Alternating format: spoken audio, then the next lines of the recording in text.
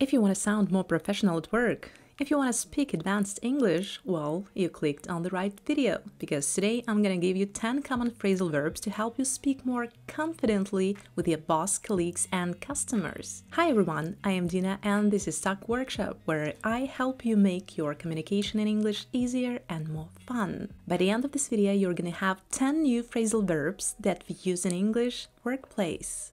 I'll give you phrasal verbs with several examples that you can use at work. Workshop this with me. The first verb that is used in official settings is to sign off on something. It means to give official approval for it. For example, the client has signed off on all the paperwork of this project.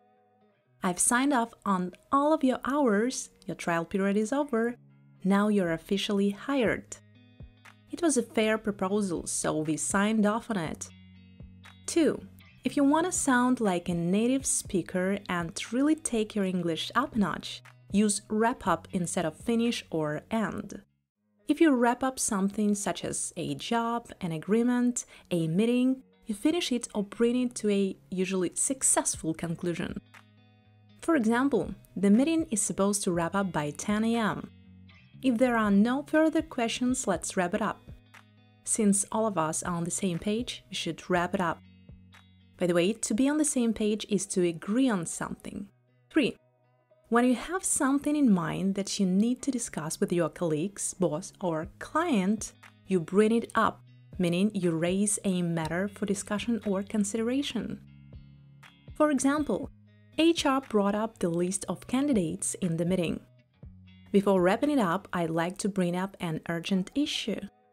This is a good time to bring up your concerns relating to the project. You shouldn't wait to bring up any issues concerning the task at hand. By the way, the task at hand is a current task that someone's working on. 4. Layoff means to fire employees because there is not enough work for them. For example, they had to lay off half of their staff due to budget cuts. After being laid off, he had trouble finding employment. 20% of the employees were laid off last year. 5. Branch out is to extend or expand what you have done in the past, like work, activities, interests, in a new direction. For example, after decades of working for other people and companies, she branched out on her own, meaning she started her own business. Before we branch out, we need to get our main business in order. Many celebrities branch out into makeup and fragrance lines. If you find these phrasal verbs and examples useful, give this video the thumbs up. 6. To suddenly start, to be successful or popular is to take off. For example, her new business has taken off in the last few months. His coaching career took off by accident. Her career took off when she inked a deal with Google. By the way, to ink a deal is to sign an agreement. 7. When someone decides to leave a job or resign from a position due to circumstances such as bad health, poor performance, or just the wish to pursue another role, they step down. For example, the CEO of our company had to step down due to personal reasons. You'll have to step down as head of the department. Boris Johnson stepped down as UK Prime Minister on September 6, 2022. 8. When you want to contact someone by calling, emailing, or texting them, it's common to use the phrasal verb reach out. Reach out to the client to see about the budget approval. Feel free to reach out if you have any questions.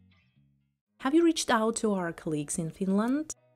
Reach out to me in the comment section and tell me which phrasal verbs you find useful. 9. When you want to arrange for an activity to happen like a meeting, a Zoom call, a conference, use phrasal verb set up to sound more professional. For example, we set up a meeting with Tarana team for 8 a.m. tomorrow. I'll reach out to him and set up a meeting this week. Could you set up a call in the conference room in about 20 minutes, please? 10. If you want to make a strong impression at work, use knuckle down, which means to get rid of any distraction and to focus on work, to work very hard or seriously on a task. For example, we have to knuckle down to the task at hand, meaning we have to focus on and seriously work on the current task. We'll have to knuckle down if you want to meet the deadline. By the way, meet a deadline is to finish something at the time it is meant to finish. The opposite phrase is to miss the deadline. It's time to knuckle down to work. Actually, it's time to wrap it up. So there you have it. 10 phrasal verbs to sound more professional and confident at work. Make sure you use them to take your English to the next level. If you want to advance your English, subscribe to my channel. Thank you for watching. Have an enjoyable day.